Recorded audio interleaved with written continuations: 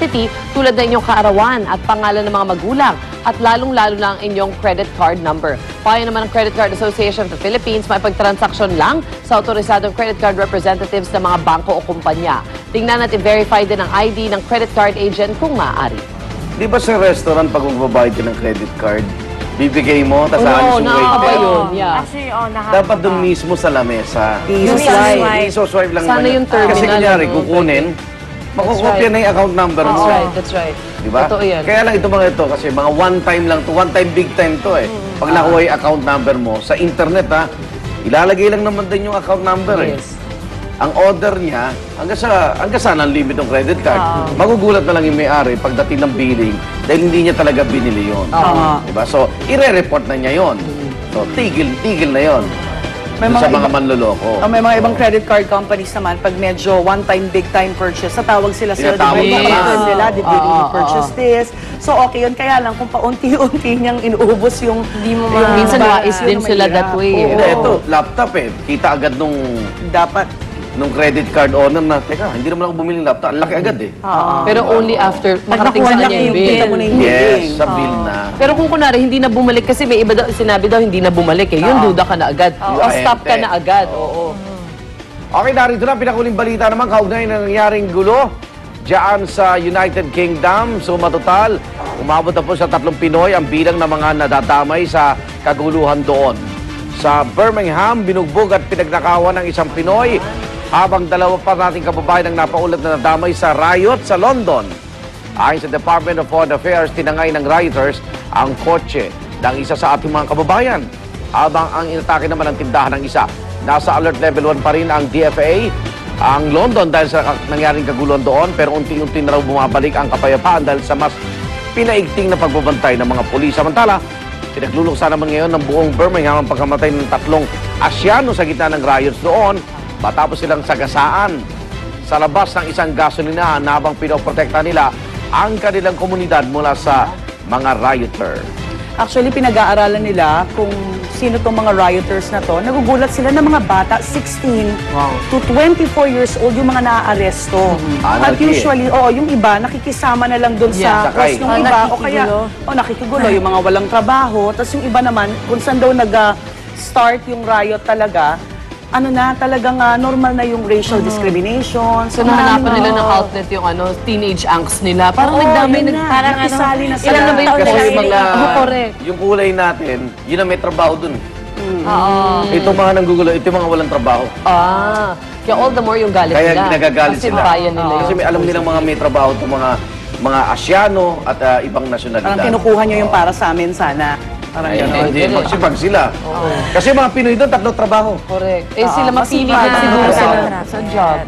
Samantala, bukod po sa England, nagkakaroon din ng gulo sa bansang Spain matapos magwala ng daan-daang turista doon.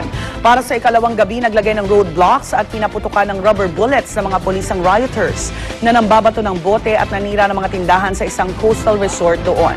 Ayon pa sa isang saksi, tinangkarin daw ng mga ito na pasukin ng isang hotel.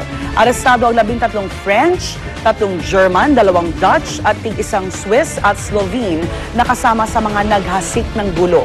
Ito raw ay matapos tumanggi ang mga pulis na papasukin silang muli sa isang nightclub kung saan pinalabas ang halos 2,000 tao dahil sa nasira nitong air conditioning unit. Ba't nila gustong bumalik? Sinara na yung aircon. Gusto na papasukin sila. Yung pala gusto nila. Oo nga. Alam mo, parang yun yung nagiging outlet na lang ng mga tao. Parang gano'n na lang kadali, tapos riot na lang sila na lang ng riot.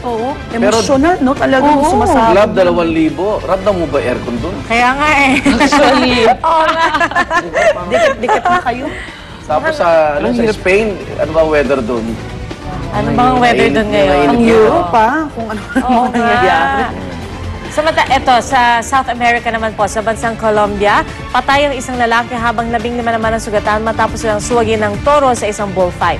Ilang ulit na sinuwag ng toro ang 25 taong gulang na lalaki bago siya naialis ng mga tao sa ring. Nadala pa siya sa ospital pero hindi na siya umawat pa ng buhay doon dahil sa tindi ng mga sugat na kanyang tinamo.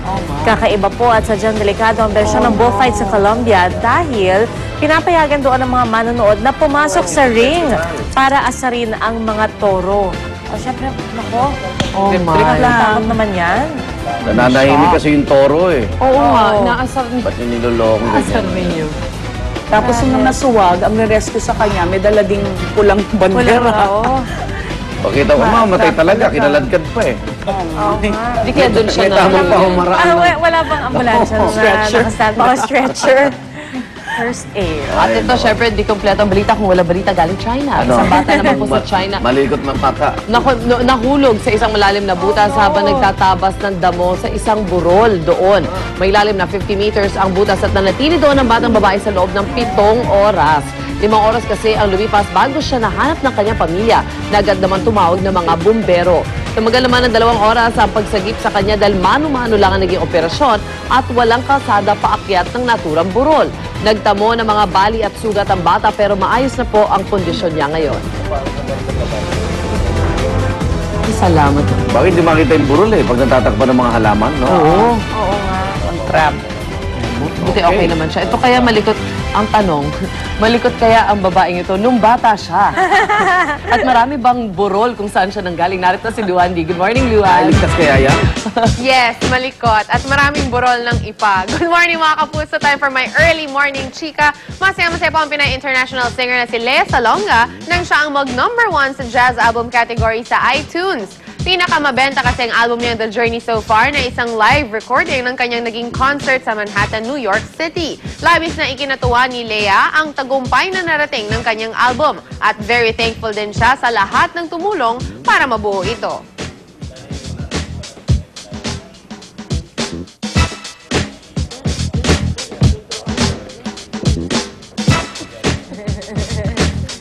Hirit panahon tayo. Laban niyo, Ver.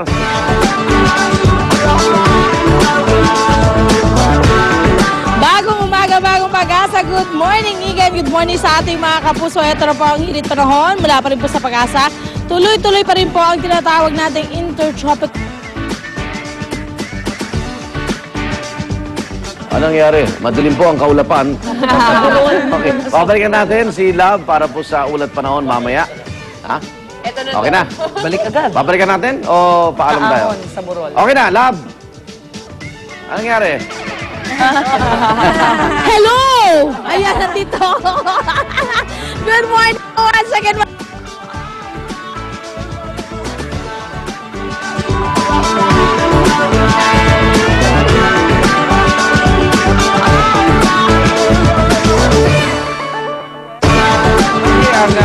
Ang sunrise 5:41 and sunset 6:21. Ayan po at nabiktima po sila ng intertropical convergence zone sa may bahagi ng Mindanao.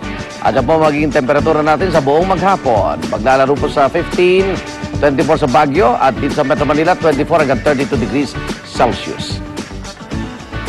Ba, maaraw Sa Luzon at ilang bahagi magiging maulap na may manakanakang pagulan, pagulog, pagkidlat.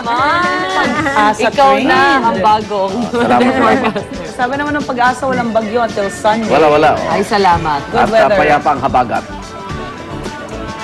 Okay, check natin lagay na panahon sa iba't ibang dako ng Pilipinas. Ayun na, pinakita natin. Di ba? Yung temperatura. Okay. At para sa isasawang press conference sa Philippine Dragon Boat Team, ngayong umaga, maagang nagbabantay po sa kanilang hotel sa Maynila si Maria Ausente ng GMA News. Maria, saan lugar yan?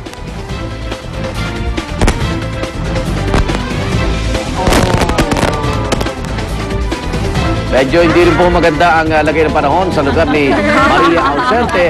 Kaya habang inaayos po yan, panalo po kami ngayong Fun Friday! At ang pinakabangan natin pag-uwi ng Philippine Dragon Boat Team, mabuhay kayo! Kaya tutok lang dito sa Unang Hirit!